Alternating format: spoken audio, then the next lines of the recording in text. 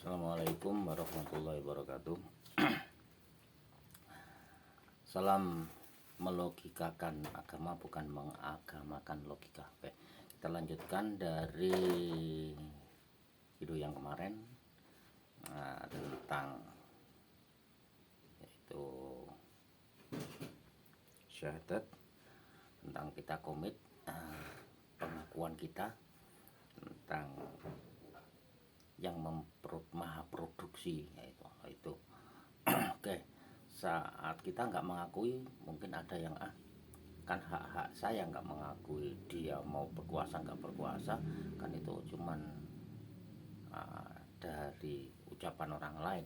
Ya terserah, ya nggak apa-apa, dia nggak mau mengakui. Tapi masalahnya kan gini loh, dia itu nggak mengakui umpamanya produk Honda buatan Jepang. Honda mengeluarkan mobil jenis Honda, sepeda jenis Honda, nah itu ya. Terus dia nggak mengakui, gak urus, gak ngenu Honda, aku gak mengakui kalau Honda itu memproduksi barang-barang gitu. Tapi kesehariannya dia menggunakan sepeda Honda, pakai mobilnya Honda, terus dimodifikasi, tapi mesinnya tetap mesin Honda, cuman bentuknya saja dimodifikasi untuk keperluan sawah, malah 3W mobil Honda jadi koyok pickup Honda, nah, untuk ngangkut suket, nah, untuk ngangkut damen, untuk ngangkut bibit kedelai ataupun jagung atau padi, ya, seperti itu. Nah, dia tetap nggak mengakui kalau itu produk Honda, tapi menggunakan produknya Honda. Wes koyo ngono iku wes simple, nggak mengakui adanya Allah, Tuhan sang pencipta awake dhewe dan semua kebutuhan dia, termasuk makanannya. Ndak mengakui itu, padahal semua itu adalah produk dari yang maha produksi, mulai dari binatangnya, bintang itu laut, mulai sampai sayuran, tumbuhan, semuanya dia menikmati semuanya itu, tapi tidak mengakui tentang pembuatnya. Agak kalau sing gawe kok iki cukul karpe dhewe, ya ndak mungkin. Nah itu ya semua kan punya ada resikonya, makanya sang maha produksi, yang maha membuat ini sampai nantang, kalau kamu cari penguasa lain selain saya, cari, tapi jangan tinggal di bumiku iki. Bumi juga dari Gusti Allah, ini juga produk saya, kamu nggak usah menikmati ini. Cari yang maha produksi selain saya dan gunakan hasil produksinya yang kamu pilih itu. Aja hasil produksiku ngono lho, gak duwe izin, gak ngakoni tapi gawe produksinya. Lah ngono iku ora. Seperti itu saja sih simpelnya. Oke. Sekarang kita menginjak setelah syahadat kan sholat.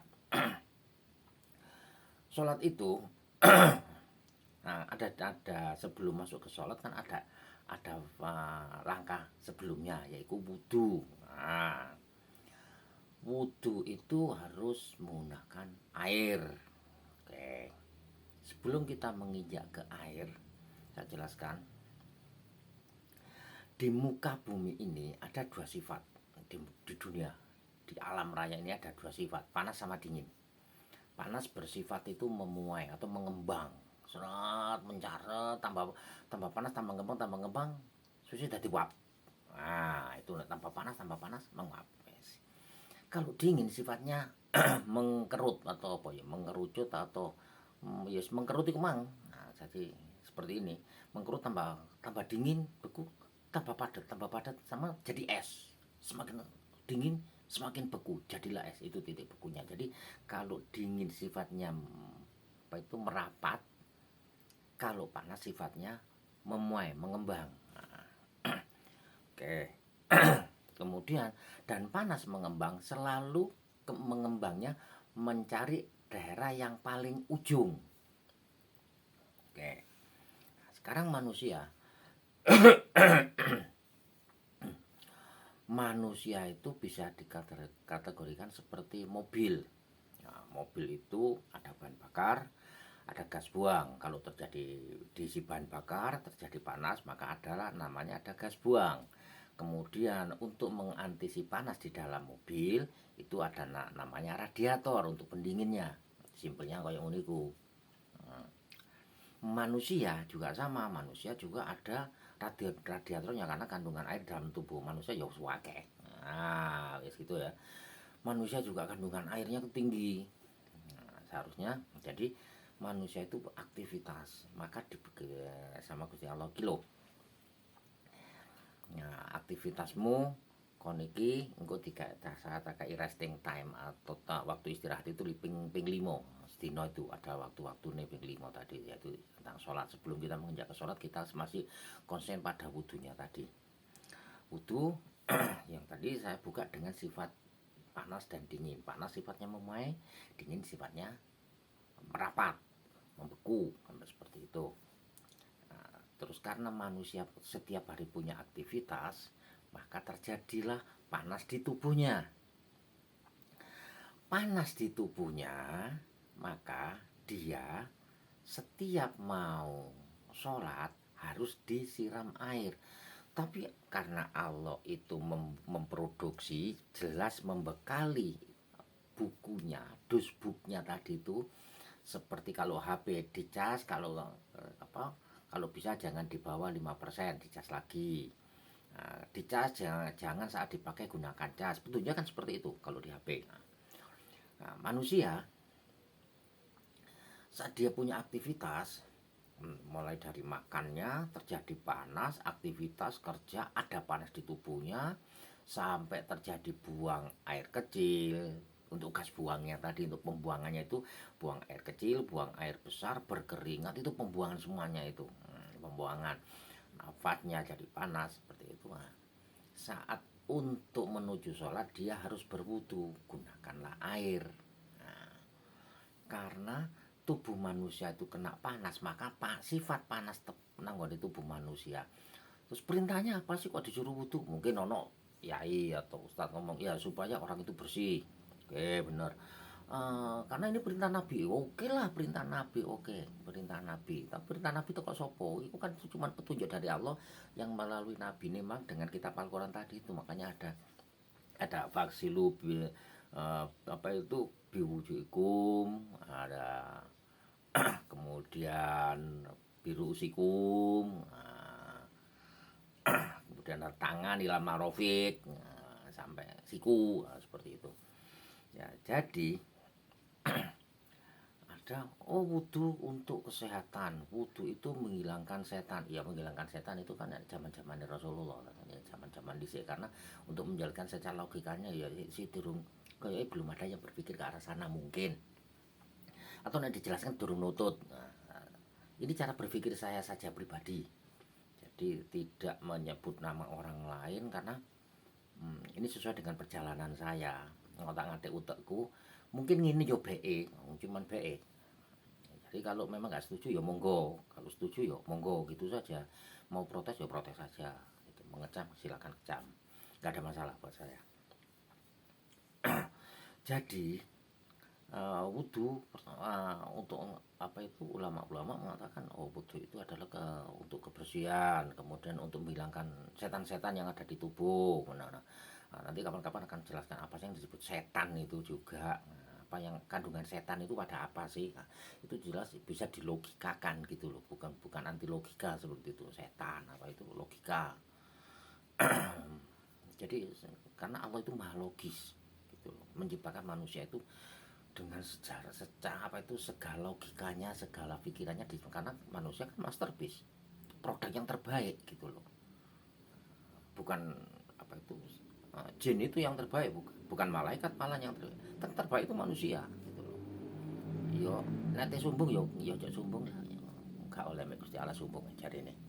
Nah, jadi sakjane itu wudu itu untuk menjaga agar manusia itu tetap beraktivitas dan tidak rusak alat kinerjanya, mulai dari tangan, panca inderanya gak rusak untuk aktivitas. Maka diberikanlah dengan cara seperti yang disebut wudhu, yaitu menggunakan air pendinginan. Nah, Dengan pendinginan tadi itu, dari kan sifat panas itu mengembang. Kalau di tubuh manusia, panas itu mengembangnya larinya ke arah ujung-ujung, ujung kaki, ujung tangan, sampai ke kepala, ujung kepala. Di kepala sih ono ujungnya mana tiba es pucuk ya apa? Kuping, telinga. Nah, telinganya sini itu makanya kalau sudah panas sekali kuping kadang ya waduh dia panas ya kupingku. Panas sekali ya telinga saya ini kenapa ya? Nah, seperti itu. Jadi saat semua lari ke ujung, maka petunjuknya dari Allah tadi itu dengan sang maha produksi tadi. Wah produk saya ini kalau nggak diberikan air rusak ini ya, harus diberikan air untuk mendinginkan. Cara pendinginannya harus diberikan petunjuknya dari Allah ya lewat Quran tadi itu. Makanya basuhlah wajah karena ini adalah tempat larinya panas kepala wajah. Oke lu kan podo ae kalau disiram laos timbangane ngono cek kesuwen ribet sekali dibasuh tangan dibasuh rai sikil ribet sekali sih kenapa sih itu kenapa nggak langsung saja sudah mandi saja. Oke gambarnya seperti ini benda katakan itu gelas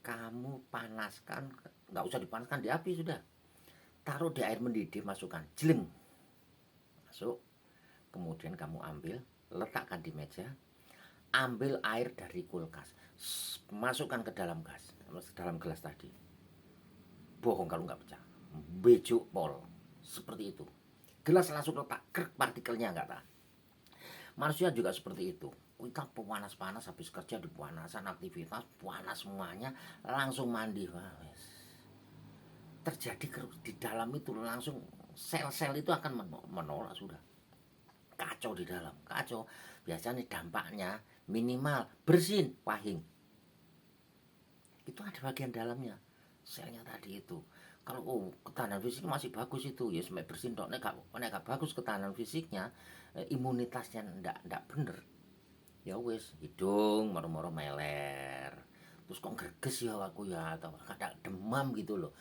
wah itu karena dari yang panas ekstrim kena dingin ekstrim karena disiram itu tadi nyiramnya kok kepala lagi padahal otak itu pusat kerjanya disiram ya bucet ya rusak gitu loh itu namanya mendolimi merusak ini kamu saya berikan tubuh ini kan juga dititipi tolong pelihara pemeliharaan cara meliharanya kilo petunjuk nah kilo cara pelihara kilo dos buke Quran tadi itu cara peliharanya seperti ini naik panas kayak ono adem caranya nggak kayak adem maka ujung kaki dibasuh setelah muka dibasuh kemudian baru tangan pun itu batasnya siku.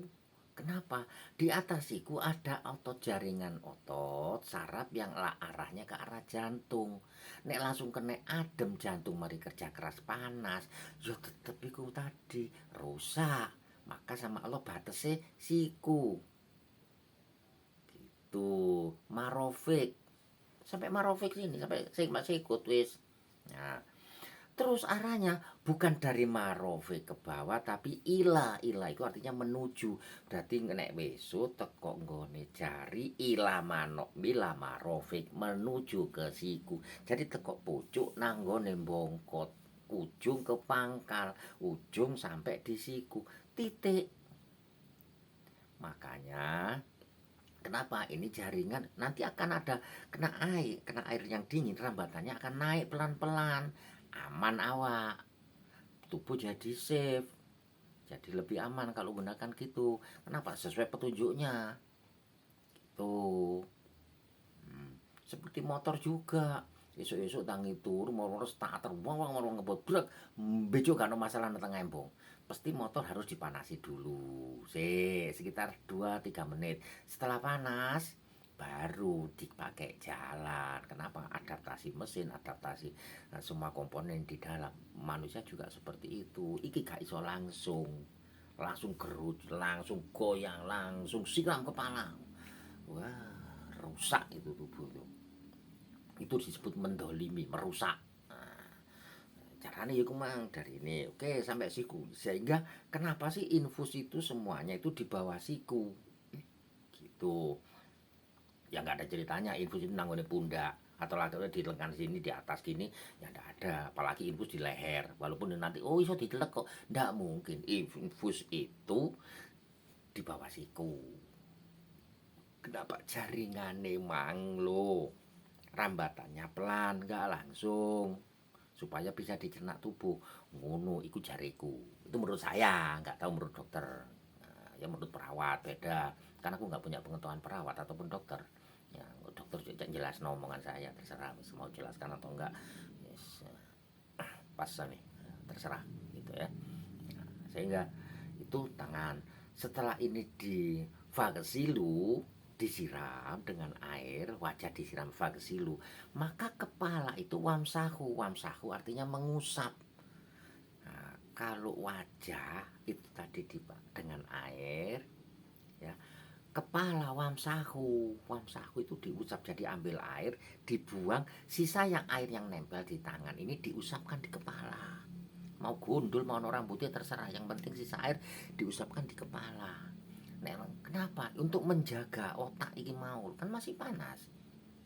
Itu detailnya seperti itu. Supaya otak bisa tetap kerja, gak kaget kena air. Itu menurut saya lagi, terserah menurut yang lainnya. Itu ya pencernaan saya seperti itu. Oh wudhu itu fungsinya iki toh. Terserah, kalau katakan untuk mengusir setan silahkan, wis sing duwe setan ya. Itu urusannya masing-masing lah, urusan pemahaman masing-masing. Yang jelas itu pemahaman saya, ini diusap di kepala untuk menjaga kinerja otak kita gitu loh. Gak langsung air yang ada di tangan disiram piok, gak seperti itu. Wamsahu, usap. Nah, almasih, usap. Nah, wamsahu, usap, diusap di kepalanya. Sisanya di telinga, nggak cukup banyu meneh, langsung diusapkan. Seret nih, ini langsung ke telinga, gak ambil air lagi. Yang sisa ini cukup untuk membasahi telinga yang panas ini tadi, karena jaringan di telinga itu halus, banyak kaitannya langsung di otak gitu. Kemudian kaki dibasuh, batasnya mata kaki kak bahin. Kalau lebih tinggi lagi ya tetap bahaya. Kenapa? Kaki ini dekat dengan alat reproduksi kita. Kalau dianukan terlalu tinggi, sikil kondisi panas, habis jalan, habis kerja, habis ngadeg suwe, nek sing guru, tentara habis pelayon, sing olahragawan habis aktivitasnya lebih berat lagi, pemain bela diri, basket pun berat. Di sini di kaki panas, disiram langsung mulai dari paha. Yang panas kena dingin, dampaknya adalah pada alat reproduksi. Nah, makanya kalau ada alat reproduksi, lu kok si enom kok is bujet lu mau baru menikah kok sudah apa gak fungsi ya untuk hubungan suami istri. Ya iku mang aja disiram terus-terusan yang ndukure dengkul. Ya jangan terus-terusan di atas lutut. Siram batasnya ila kabahin sampai mata kaki, wis perintahnya sakmono tok. Ya, seperti itu. Kalau diperintahkan sakmono sakmono, ojo apa nggawe akal-akalan dhewe gitu. Karena yang maha produksi sudah tahu produkku ini nek dianus diperlakukan seperti ini awet. Seperti itu makanya wudhu tadi itu untuk setiap aktivitas tetap wudhu. Kalau kamu kondisi panas maka berwudhulah, saat kamu marah panas berwudhulah. Kenapa? Untuk cooling down, untuk mendinginkan, ya seperti itu cara pemahaman saya tentang wudhu itu tadi. Itu nanti suatu saat ya kita lanjutkan kepada setelah loh, iya pak, nek mek kentut ngengek pipis itu wudhu, radiatornya di dalam kurang, maka diperlukan radiator dari luar, yaitu wudhu tadi. Lah terus nek pak, kalau habis hubungan badan kan itu lebih panas. Makanya hubungan badan itu panas, itu menjalar seluruh tubuh sampai rambut kena panas.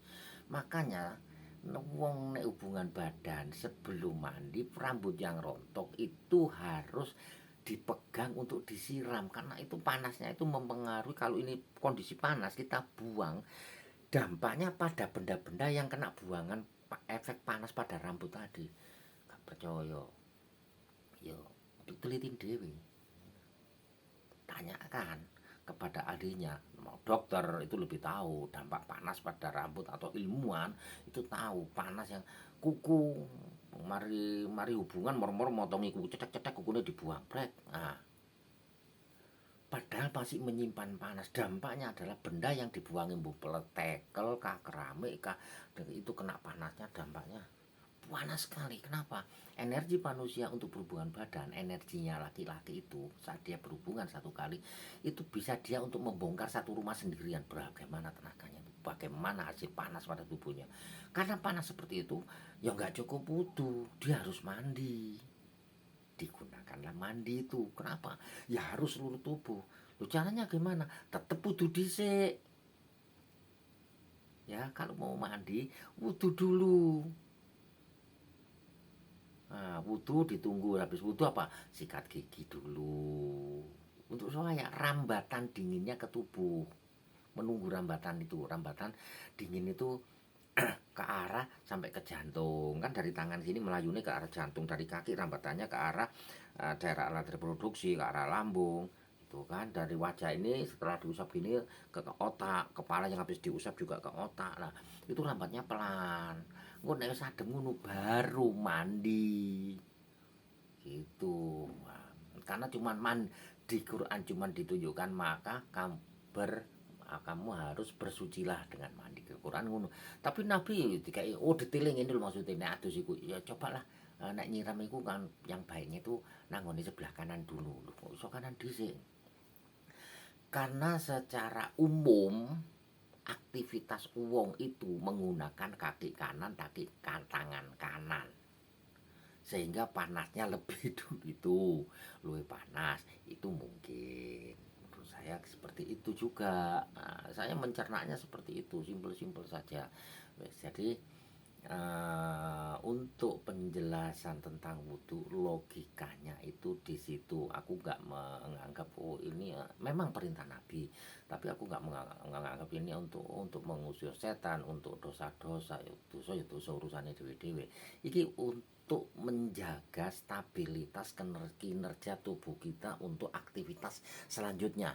Maka wudhu itu adalah menjaga agar kita stabil tubuhnya, tidak terlalu panas, kondisinya stabil, bisa untuk aktivitas untuk berikutnya lagi. Untuk saya seperti itu. Tapi bukan untuk ngusir setan, agar setannya nggak nemplek.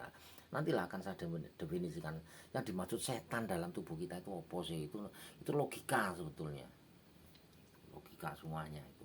Tidak ada yang tidak logis. Nah, kapan-kapan akan dijelaskan setan logikanya di mana, gitu saja. Oke, saya kira cukup sekian dulu. Nah, entah itu penjelasan entah singkat atau enggak, atau terlalu pendek, yang penting ya aku harus menyampaikan apa yang saya tahu gitu loh. Ini juga sesuai dengan pengetahuan saya, ya saya miliki gitu ya. Kalau ada yang nggak sejalan dengan saya ya monggo saja. Manusia itu banyak perbedaan pendapat, silakan saja, nggak ada masalah buat saya. Wah, aku nggak sepaham dengan itu yang bikin itu logika kan agama. Lu nggak apa-apa, nggak sependapat. Nah, dan itu nggak dosa, tidak sependapat nggak dosa. Silakan, nggak sampean punya pendapat sendiri. Wah, aku pendapatku kayak ini, silakan, monggo. Wis gitu saya dari saya tutup dengan salam melogikakan agama, bukan mengagamakan logika. Assalamualaikum warahmatullahi wabarakatuh.